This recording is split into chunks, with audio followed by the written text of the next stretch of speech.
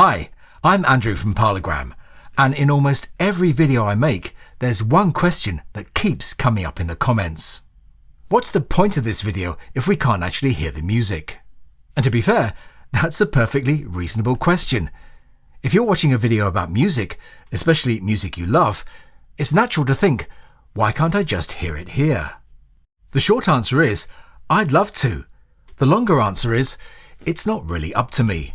And that's what this video is all about. Because this isn't just a Parlogram issue, it's something many music YouTubers are facing right now, highlighting a larger problem about how music is discussed and shared online. A lot of people will say, but other channels play full songs, and yes, some do. Some accept demonetization, some rely on Patreon or supporters, some fly under the radar, and some just haven't been caught yet. But for me, this channel isn't a hobby, it's my job. And when YouTube is how you make your living, copyright strikes aren't just part of the job, they're a real risk. One strike can limit your reach, 2 can seriously affect your channel, 3, and YouTube shuts it down. Now people often say, but surely this is giving the music exposure, and I understand that argument completely.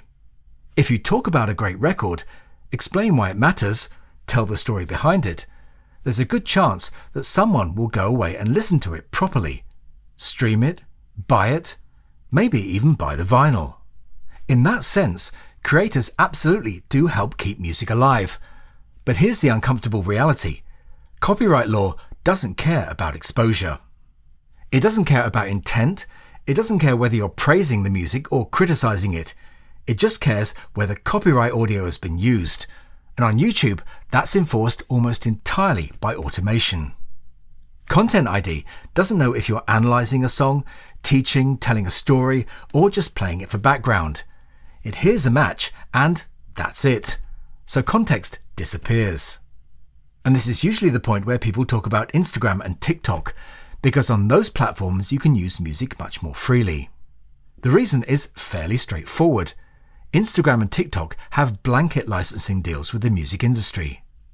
The platform pays for that music and it stays inside their apps. You're essentially using music that's already been cleared for that environment. YouTube functions differently. Videos tend to last much longer, creators earn money directly from them, and the responsibility for copyright lies with the person uploading. So even though it may seem inconsistent from an outside perspective, the rules are actually quite different. What you end up with is a situation where the people being the most careful and most respectful are often the most restricted.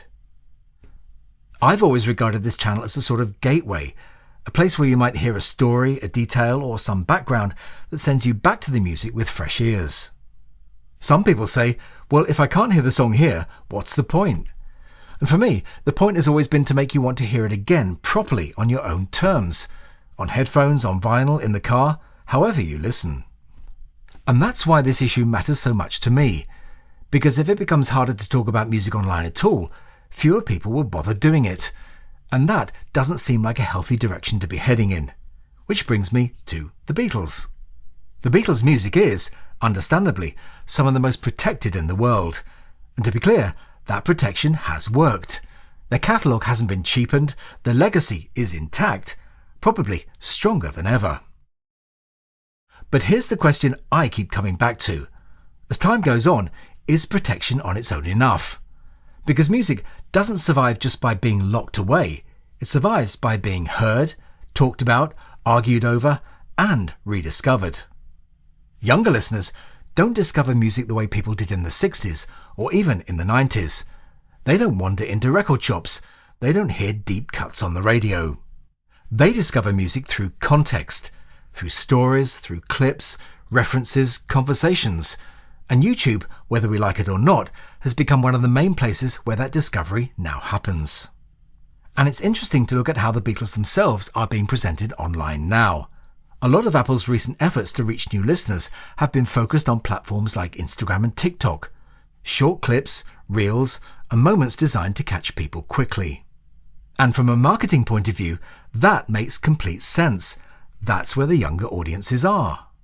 But it does mean that YouTube, which is better suited to longer conversations, context and depth, can sometimes feel like it's being left slightly to one side.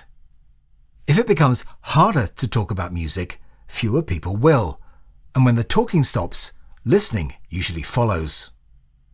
Now, this isn't an anti-artist video, it's not anti-Beatles, and it's certainly not saying music should be free. It's simply asking whether the current system, which treats every use as a potential threat, is actually helping music in the long run. Because there's an irony here.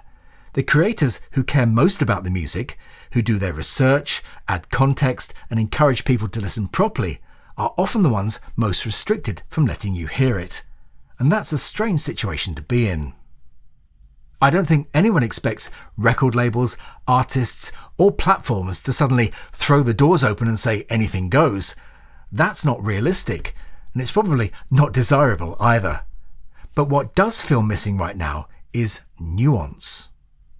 The ability to recognize the difference between exploitation and appreciation, between replacement and conversation, and between careless use and genuine engagement. Because not all uses of music are the same, and treating them all as a risk pushes thoughtful discussion out of the way. Looking ahead to next year, I do wonder whether this tension is going to increase rather than ease. AI has made everyone more nervous, catalogues are more valuable than ever, and control seems safer than trust. But music has always thrived on trust, on people sharing it, talking about it, arguing over it, loving it. If we lose that, even gradually, then no amount of protection will compensate for it. So when people ask me, why don't you play the whole track? That's the answer. Not because I don't want to, not because I don't think the music matters, but because this is the reality of how music exists online right now. I don't have a perfect solution. I'm not sure anyone does. But I do think it's worth talking about, calmly and thoughtfully, before the conversation around music quietly shifts elsewhere. This year has truly been a special one for this channel, and that's entirely because of you.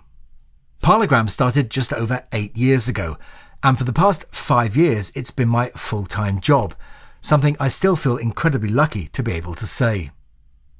Along the way, we've recently passed a milestone that feels quite extraordinary to me: 100,000 subscribers, and I don't take any of that for granted. I'm constantly reminded that the true driving force behind all of this is the lasting power of the Beatles' music itself, and the fans who keep the music alive, generation after generation. In many ways, it's that shared passion that sustains this channel too. As the year comes to an end, I just want to extend a heartfelt thank you for your support throughout 2025. Your encouragement, kindness and support mean more than you'll ever realise. And just a quick look ahead, next year is already shaping up to be our most exciting yet on the channel. There are some wonderful projects in the pipeline, and a few things I've been quietly working on behind the scenes that I'm genuinely looking forward to sharing with you in 2026. But that's all for this year, so I'll say bye for now, and thanks for watching.